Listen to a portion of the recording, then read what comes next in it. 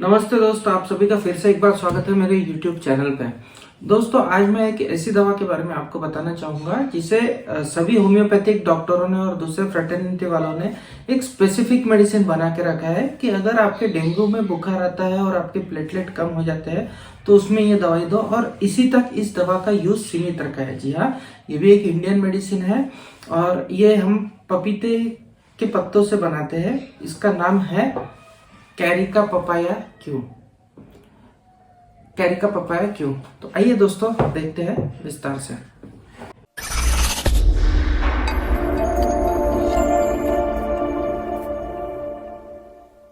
दोस्तों, कई बार आदत होती है हमें कि अगर एक चीज में हमें एक दवाई का अगर रिजल्ट देखने मिल जाता है तो हम उस दवा को निरंतर और उसी चीज पे देते रहते हैं, लेकिन उस दवा के बाकी लक्षण क्या होते हैं, बाकी कौन कौन से सिस्टम्स पे वो दवा काम करती है, ये हम पूरी तरह से भूल जाते हैं और बाकी जगहों पे वो दवा देते ही नहीं है, जबकि वो दवा बाकी चीजों पे भी इंडिकेटेड होती है।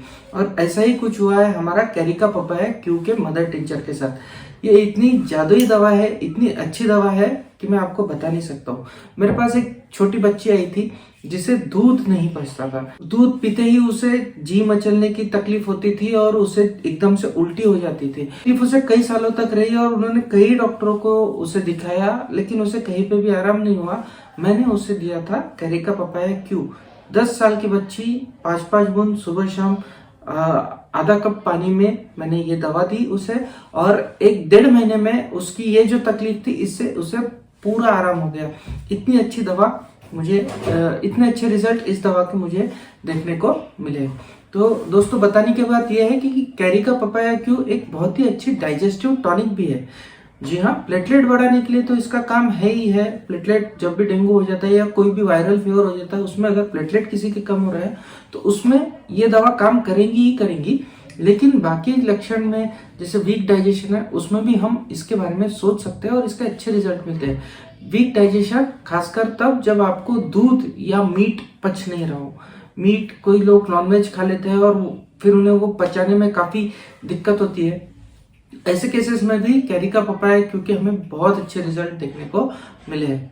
ऐसे लोग जो काफी वीक होते हैं, कमजोर उनकी शरीर यष्टि होती है, कमजोरी उन्हें काफी होती है, ऐसे लोग जिन्हें कोई भी खाना पचाने में बहुत दिक्कत होती है, दुबले पतले से लोग होते हैं, ऐसे लोगों को मैं डाइजेशन को स्टिमुलेट करके डाइजेस्टिव पावर बढ़ाने के लिए हम कैरिका पपाया क्यों दे सकते हैं। हम सब ने ये बात शुरुआत में ही कही कि ये दवा प्लेटलेट बढ़ाने के लिए काम में आती है। तो ये दवा फीवर के अंदर भी काफी इंपॉर्टेंट मेडिसिन है, बुखार के अंदर भी ये काफी अच्छी काम करती है। तो बुखार के अंदर जो रोगी रहेंगे, जो पेशेंट रहेंगे, उनके लक्षण यही रहेंगे कि बुखार के अंदर भी उनका डाइजेशन कम रहेगा, उन्हें खाने की इच्छा नहीं रहेगी, खाना ठीक से पचेगा नहीं। इसके अलावा अगर पेशेंट का हम जुबान देखते हैं तो जुबान पूरी तरह से व्हाइट कोटेड हमें देखने को मिलती है, और साथ ही साथ अगर हम पेट को अगर एग्जामिन करेंगे तो पेट में हमें लीवर का और या फिर स्प्लीन का एनलार्जमेंट देखने को मिलता है। यानी ये लीवर की साइज अगर बढ़ जा रही है बुखार के बाद, या स्प्लीन की साइज अगर बुखार के बाद बढ़ जा रही है, तो कैरिका पपाया क्यों हमें पेशेंट को देना चाहिए। इससे ये साइज भी कम होंगी और इनकी भूख भी खुल जाएंगी, और जो कमजोरी है कमजोरी भी काफी हद तक इस दवाई से कम हो जाएंगी। आपने कई बार देखा होगा कि घर में बड़े बुजुर्ग होते हैं जो प्रेगनेंसी के वक्त पपीता खाने से मना करते हैं, कहते हैं कि इससे हीट बढ़ती है। तो अब देखिए इसका इंटरेस्टिंग एस्पेक्ट, कैरिका पपाया क्यों जो होता है वो अबॉर्शन प्रोड्यूस कर सकता है, इंड्यूस कर सकता है। तो प्रेगनेंसी में बिल्कुल भी ये दवा नहीं लेनी है। भले ही आपके प्लेटलेट कम हुए हो, लेकिन अगर आपको प्रेगनेंसी है, वायरल इन्फेक्शन से प्लेटलेट कम हुए हो, तो आपको ये दवा बिल्कुल नहीं लेनी है। ये चीज कोई डॉक्टर बताता नहीं है कि इसके साइड इफेक्ट है।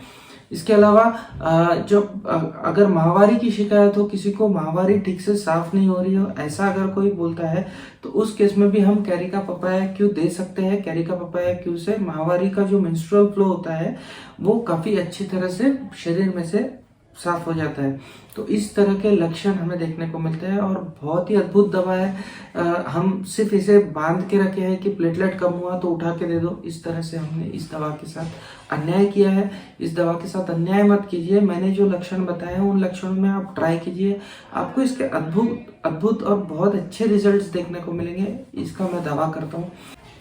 अब ये दवा हमें लेनी कैसी है, तो इस दवा को लेने के लिए हमें 20-20 बूंद 20-20 कतरे आधा कप पानी में डाल के लेना है, ठीक है। और आपको ध्यान रखना है कि ये एडल्ट डोज है, यानी जो बड़े लोग हैं, जो बड़े व्यक्ति हैं जिनकी जो वजन है वो 60 के ऊपर है, उन लोगों में 20-20 बूंद सुबह शाम या सुबह दोपहर शाम 3 बार आधा कप पानी में हम दे सकते हैं। लेकिन अगर छोटे बच्चे हैं तो हमें इसका डोज कम करना होता है। छोटे बच्चों के अंदर हमें सिर्फ 5-5 बूंद दिन में 2 बार दिया तो ही सफिशिएंट है।